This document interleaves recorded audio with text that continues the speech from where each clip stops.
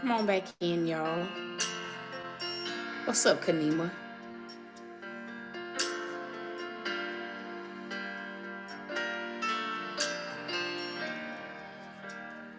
What's up, Miss Tara Edmondson? God told me I needed to come back on because there's still one person that needs to sow.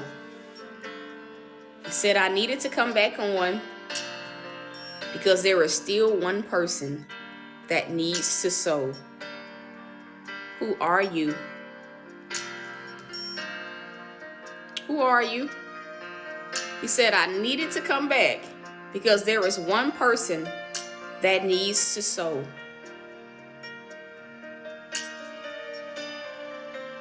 And Miss Edmondson, He's been protecting you. I don't know why he wants me to tell you that, but he says to tell you yep, it was both. There's still one that needs to sow $100 seed. That was why he had me come back. Everybody won't sow $100 seed.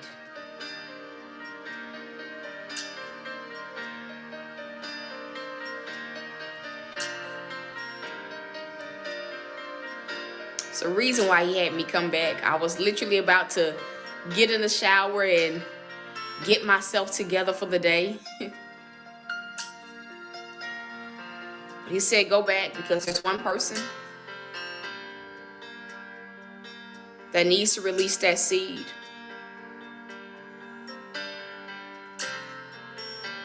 I can't say anything but obey God. I can't say anything but obey God. I can't coax you into it. I can't manipulate. I cannot. I can't. He said you may not want to do it. He said that. He said there's one that just won't want to do it. They just won't want to do it. They'll know that they need to, but they won't because of worry. He said because of worry.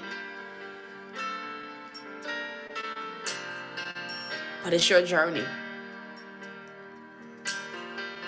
It's your journey. Yeah. It's your journey. It is your journey. Not mine. Not mine. I used to struggle with sewing too. I don't know why God wants me to share this. Like in my wilderness, I used to struggle with it because I felt like I was already struggling. I used to struggle with sewing. I used to. Like in my wilderness, when I already felt like, man, God, the struggle already feel weird. It really feel weird. It's hard. It's real. And so like there would be some moments, there was this one moment in particular that really stood out. I'll never forget it. Funds had just come in. It was $68 to be exact. God says I need to share this. $68 had come in. And like to me in that season, it was a lot. Because a lot of days like nothing came in. I was struggling. And at this particular time, like I needed gas, I needed food. And so I can remember going to Walmart, getting some items, and I had like $34 left, half of that. I'd only spent half on groceries, just getting bare minimum stuff that would last me. And I had $34 left.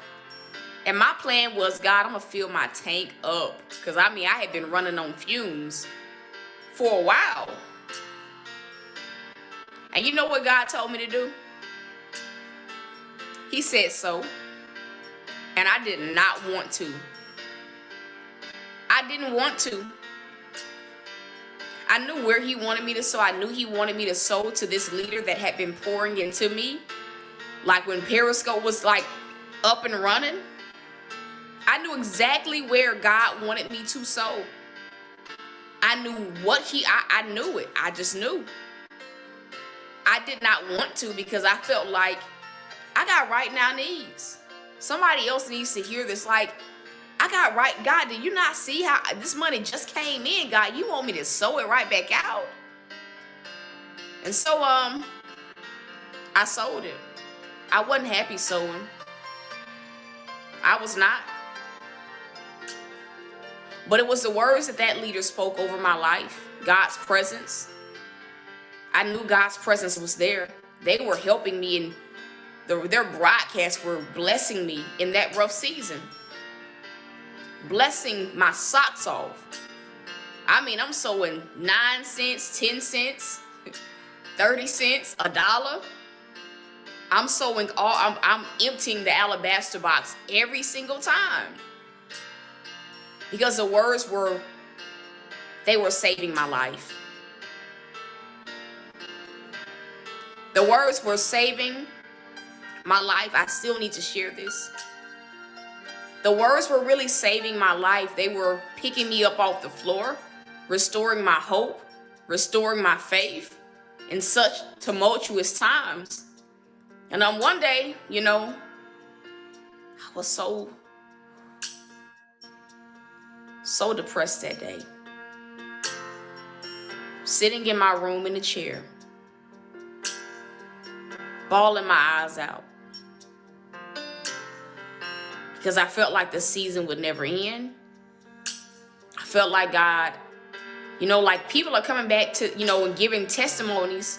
But God, when is it going to be my time?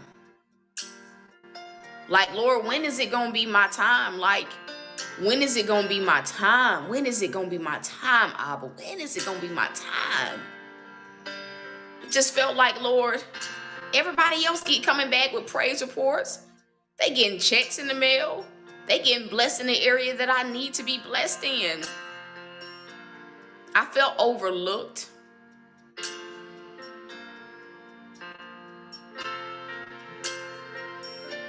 With so much. And as I'm sitting there this day,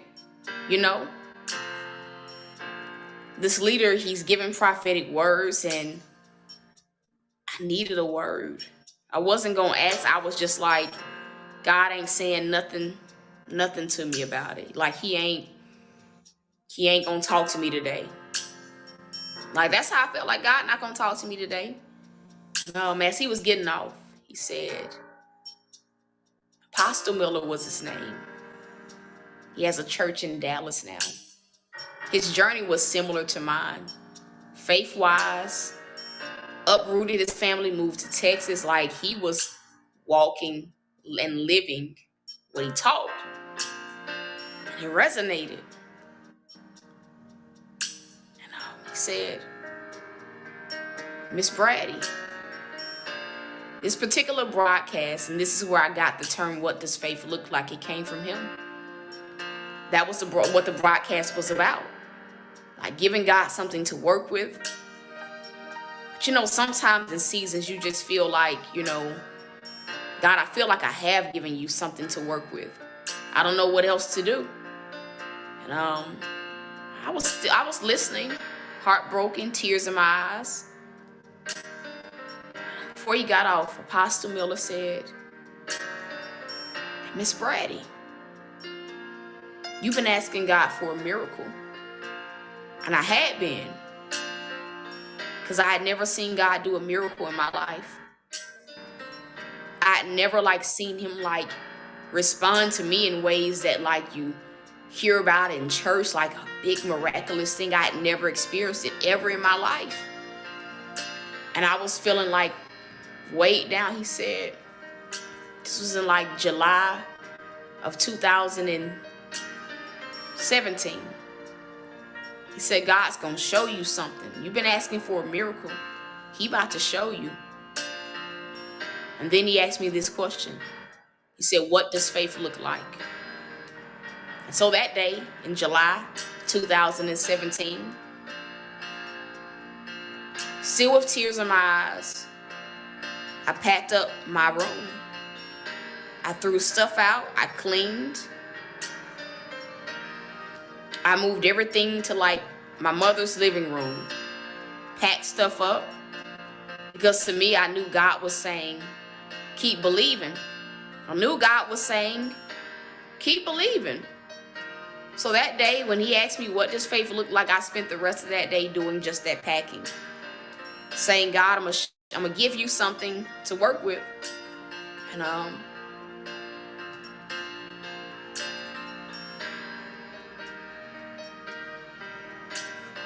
3 months later, God showed me. Like I was starting to think like, God, my seeds are in vain. Like I've literally given everything that I have. And I ain't seeing change in my life. Like I have given you everything, God. Like I have given you everything and I'm not seeing change. 2 months later, I lose my car. I give up altogether. I mean, like I have no words. I'm distraught, can't pray. Like I had no fight left in me. It knocked the wind out of my breath. And one day God said, get up. He gave me a strategy. Fix your mom's car. It was that 20-year-old vehicle. Fix it up. It was 17 years old at that time. He said, fix it up. All it needed was a battery, some tires, but it ran smoothly. I had just the right amount of money to fix it, get a tag for it. And that's when the miracle started happening. I scheduled a viewing at an apartment that a friend had mentioned. My ex, to be exact, and I went and looked, and I knew that that was the place. I applied. This is like 2 months after I packed everything. I got denied. God's like, go up there. I go up there. The newly hired manager's like, can you pay first and last month's rent before I can say anything? I'm like, yes. And it was a done deal. It was a done deal at that point, right? It was a done deal. Shortly after that, I woke up one day. The Lord said, go to the furniture store and get a bed. I'm looking at my bank account. I'm like, God, ain't nothing in here. Yeah, it's live. I'm like, God, ain't nothing in here. Like there is literally like nothing in this bank account. What you mean? Go and get some furniture. What you mean? Go and get some furniture. Right? So I get up, I put on some clothes. The Lord says, do a broadcast. Did a broadcast. I had no expectations. I never ever do when I'm broadcasting. After that broadcast, $1,000 came in. And the Lord told me, I told you, go to the furniture store. I didn't have enough to get a mattress and the bed frame, so I paid for the bed frame in full. Got a computer desk, and I was able to get like little things like towels and stuff. And a month later,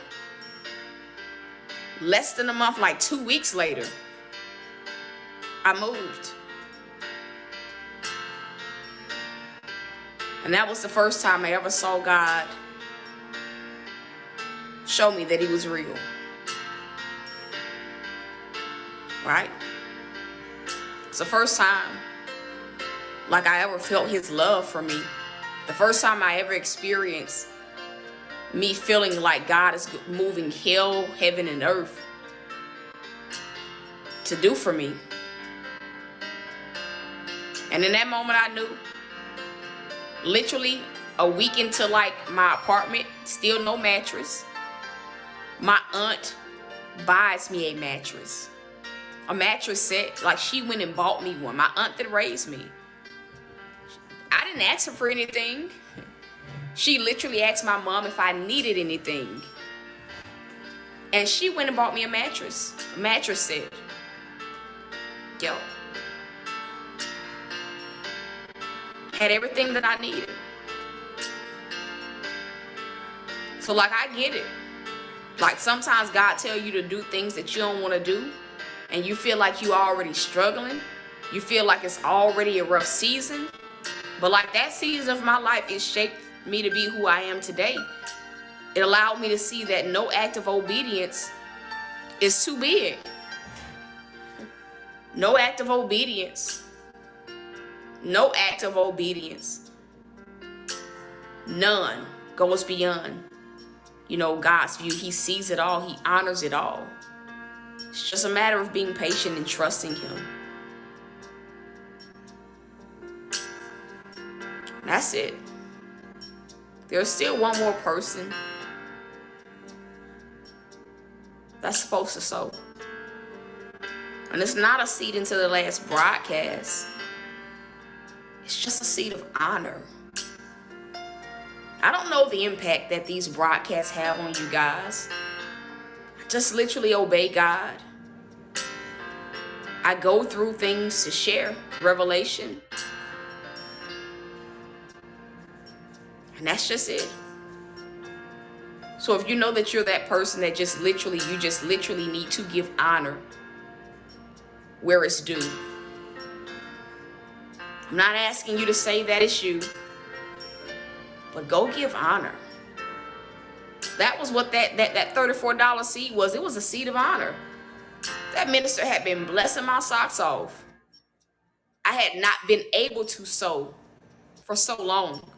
I'd sown since. But I knew that if it would not have been for God using that man of God, I wouldn't have made it out of that season. His broadcasts were literally, in his teachings, they were a lifeline.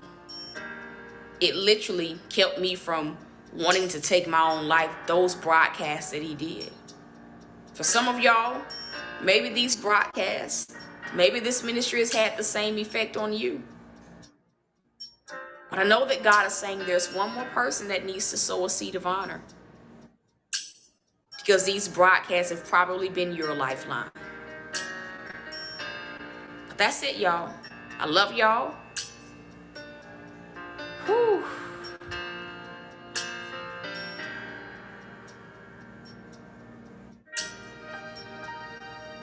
And God's going to do it for you, Jocelyn.